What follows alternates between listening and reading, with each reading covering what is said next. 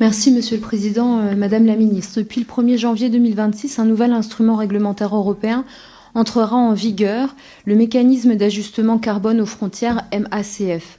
Ce dispositif vise à taxer les marchandises fortement émettrices en carbone importées dans l'Union européenne avec une tarification carbone équivalente à celle supportée par les producteurs européens. Alors si nous partageons évidemment cette ambition de lutter contre les émissions carbone et les changements climatiques, vous comprendrez que son application à Mayotte et dans les autres territoires ultramarins dès janvier, c'est-à-dire dans quelques semaines, suscite des inquiétudes majeures pour notre territoire.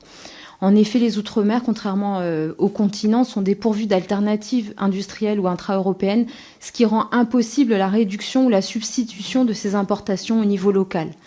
Mayotte importe 100% de ses matériaux de construction, comme le ciment, l'acier ou l'aluminium.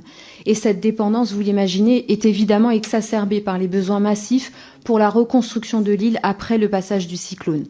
Les entreprises locales du BTP, déjà fragilisées, doivent faire face à une demande exceptionnelle en matériaux pour préparer les infrastructures publiques, les logements et les équipements collectifs.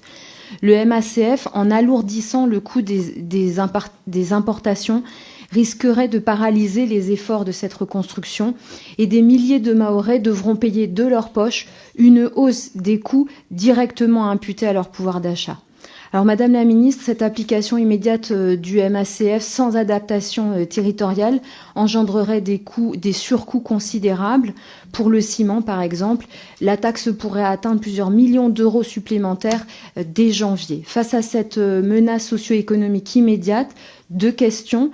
Est-ce qu'une exemption spécifique pour Mayotte à cause du cyclone Chido pourrait être envisagée très rapidement auprès des instances européennes? Vous l'avez compris, on parle de semaines. Et puis, si une exemption n'est pas possible, est-ce qu'une compensation est, elle, envisagée au niveau du gouvernement pour garantir que cette transition écologique ne se fasse pas au détriment du pouvoir d'achat et du coût de la reconstruction de Mayotte? Je vous remercie. Merci. Alors, il y a quelques députés préinscrits. Ensuite, Madame la députée Youssoufa qui m'a interpellée sur le mécanisme d'ajustement carbone aux frontières.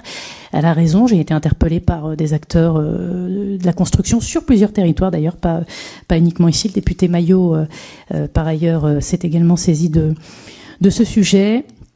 Bon, j'ai immédiatement réagi avec mes équipes pour travailler avec les services compétents. La France a saisi la Commission européenne pour faire prendre en compte la spécificité des Outre-mer sur ce sujet. Parce que c'est bien à ce niveau que ça se joue. Et donc je continue à suivre le sujet de près pour que les entreprises soient pas mises en difficulté et pour que les prix de la construction ne pâtissent pas, évidemment, de cette mesure qui n'est absolument pas adaptée au territoire ultramarin. Mais ça revient au débat de fond de tout à l'heure et qui va se jouer dans les prochains mois et notamment en 2026 et en 2027, c'est comment on avance avec l'Europe pour reconnaître la spécificité des RUP et à partir de là obtenir des exemptions ou des adaptations à ces territoires.